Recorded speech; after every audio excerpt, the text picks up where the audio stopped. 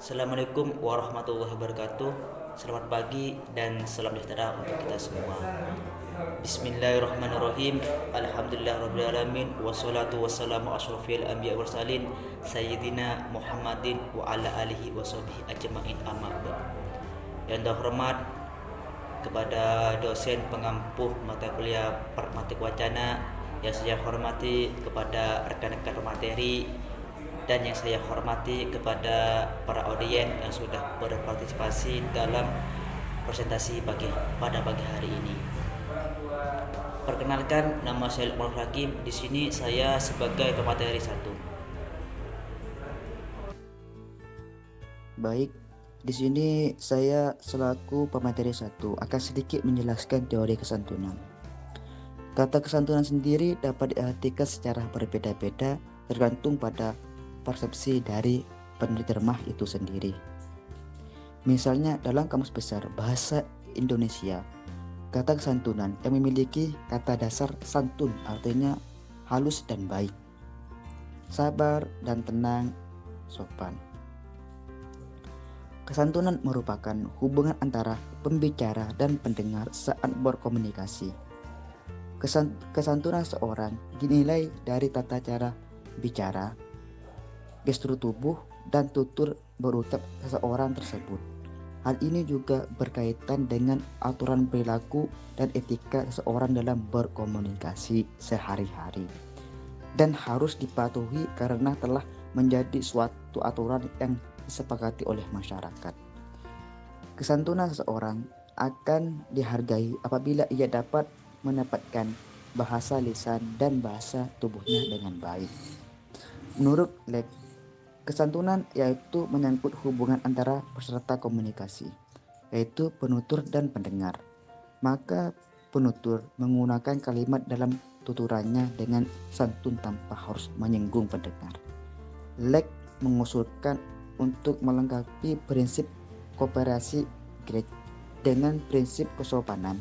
Prinsip kesopanan setidaknya terdiri dari 6 maksim, seperti bidal kebijaksanaan, bidal penerimaan, bidal kemurahan, bidal kerendahan hati, bidal kecocokan, bidal kesimpatian. Selanjutnya akan dijelaskan oleh pemateri kedua. Baik, perkenalkan, nama saya Rufina Gracia Najmian. Di sini saya akan menjelaskan materi tentang maksim kebijaksanaan. Maksim kebijaksanaan. Gagasan dasar maksim kebijaksanaan dalam prinsip kesantunan adalah bahwa para peserta pertuturan hendaknya berpegang pada prinsip untuk selalu mengurangi keuntungan dirinya sendiri dan memaksimalkan keuntungan pihak lain dalam kegiatan bertutur. Orang bertutur yang berpegang dan melaksanakan maksim kebijaksanaan akan dapat dikatakan sebagai orang santun. Leach dalam Wijana 1996 mengatakan bahwa semakin panjang tuturan seseorang, maka semakin besar pula keinginan orang itu untuk bersikap sopan kepada lawan bicaranya. Demikian pula tuturan yang diutarakan secara tidak langsung lazimnya lebih sopan dibandingkan dengan tuturan yang diutarakan secara langsung. Pelaksanaan maksim kebijaksanaan dapat dilihat pada contoh tuturan berikut ini. Yang pertama, angkat meja itu. Yang kedua, bisa tolong saya untuk mengangkat meja itu? Tuturan 1 dinyatakan dalam perintah langsung sehingga terkesan tidak sopan. Sementara perintah yang dimaksud pada tuturan 2 disamarkan dalam bentuk pertanyaan, sehingga tidak terkesan memerintah. Karena itu, tuturan 2 dinyatakan lebih sopan daripada tuturan 1. Baik, untuk materi selanjutnya akan disampaikan oleh rekan saya. Saya Dila Safira. Di sini saya akan menjelaskan mengenai tentang maksim kemurahan. Maksim kemurahan ini diutarakan dengan kalimat ekspresif dan kalimat asertif. Dalam penggunaan kalimat ekspresif dan asertif, jelas bahwa tidak hanya dalam menyuruh dan menawarkan sesuatu, seseorang harus berlaku sopan, tetapi dalam mengungkapkan perasaan dan menyatakan pendapat, ia tetap diwajibkan berperilaku sopan. Maksim ini menuntut memaksimalkan rasa hormat kepada orang lain dan meminimalkan rasa tidak hormat. Contohnya seperti percakapan antara Adit dan Johan. Adit berkata, "Permainanmu sangat bagus." Kemudian Johan menjawab, "Tidak, saya kira biasa-biasa saja." Kemudian contoh yang kedua, percakapan antara Roni dan Rizky. Rizky berkata, "Permainan Anda sangat bagus." Kemudian Roni menjawab, "Jelas, siapa dulu yang main?" Baik, saya Yelinda Kesha Mituran. Di sini saya akan menjelaskan materi tentang maksim kecocokan. Maksim kecocokan seringkali disebut dengan maksim permufakatan. Di dalam maksim ini ditekankan agar para peserta tutur dapat saling membina kecocokan atau kemufakatan di dalam kegiatan bertutur. Hal ini terutama berlaku jika penutur dan mitra tutur berbeda dalam hal umur, jabatan, dan status sosial. Masyarakat Indonesia seperti sudah mempunyai pola bahwa orang yang lebih muda harus menghormati orang yang lebih tua.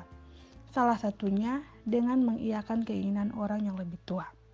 Begitu pula dengan unsur jabatan. Orang yang posisinya lebih rendah dari orang lain diharapkan mematuhi keinginan orang yang posisinya lebih tinggi. Perhatikan contoh berikut. Direktur, urusi bagian keuangan karyawan bulan ini. Manajer, baik Pak, saya akan segera mengurusinya. Informasi indeksal, seorang direktur memberikan perintah kepada bawahannya, seorang manajer keuangan. Pertuturan di atas memperlihatkan sang manajer memberikan persetujuan atas perintah yang diberikan oleh sang direktur. Kita melihat persetujuan atau permufakatan ini sebagai hal yang wajar. Kita menganggap aneh jika manajer itu menentang keinginan direktur. Baik, perkenalkan nama saya Muhammad Salihuddin. Di sini saya akan melanjutkan materi mengenai teori Gavrielix. Ada maksim kerendahan hati. Untuk lebih jelasnya lagi, simak materi berikut ini. Maksim kerendahan hati yaitu untuk menghendaki para pengguna bahasa untuk meminimalkan pujian kepada diri sendiri atau penutur dan memaksimalkan kecaman atau celaan atau rasa tidak hormat kepada diri sendiri atau penutur.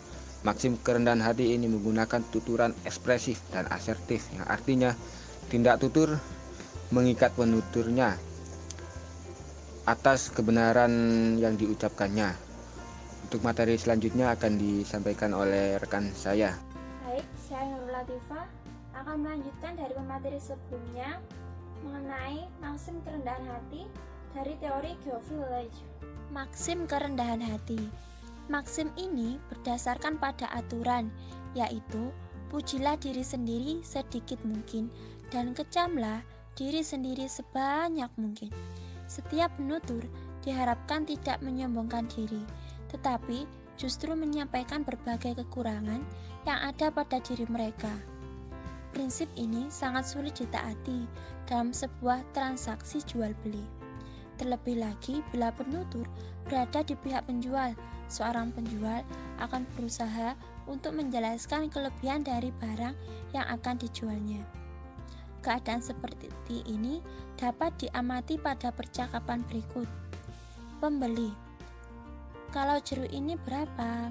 Penjual, jeruknya manis sekali, bisa langsung dimakan murah saja. Pembeli, besarnya seperti ini ya? Penjual, tidak, sedikit lebih besar.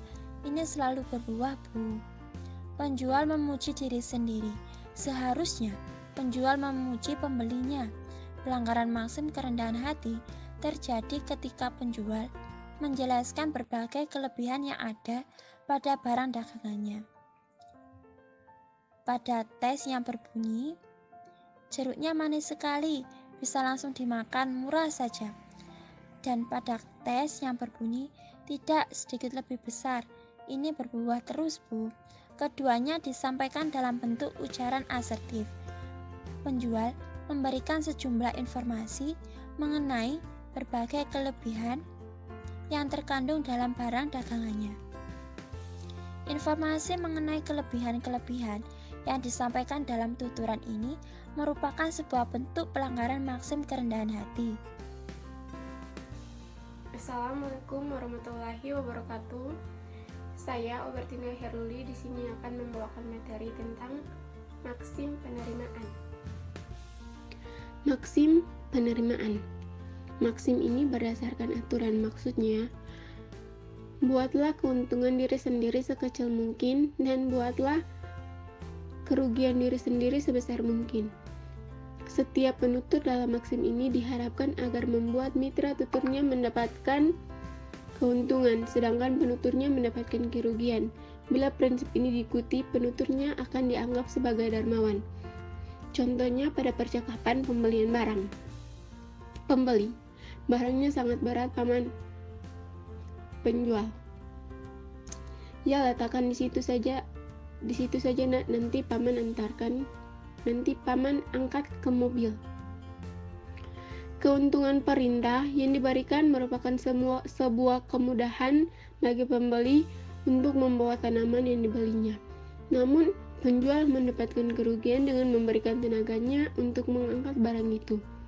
Maksim ini ditaati oleh penjual karena keuntungan yang diperoleh penjual dan kerugian yang diterimanya tidak berkaitan dengan uang. Assalamualaikum warahmatullahi wabarakatuh. Saya Fadila. Di sini saya menjelaskan materi tentang maksim simpati. Baiklah, di sini saya akan menjelaskan tentang maksim simpati. Maksim simpati ialah maksim yang menandai seseorang santun jika mampu memaksimalkan rasa simpati antara diri dan orang lain. Maksim ini diungkapkan dengan tuturan asertif dan ekspresif. Di dalam maksim kesimpatian diharapkan agar para peserta tutur dapat memaksimalkan sikap simpati antar pihak yang satu dengan pihak lainnya.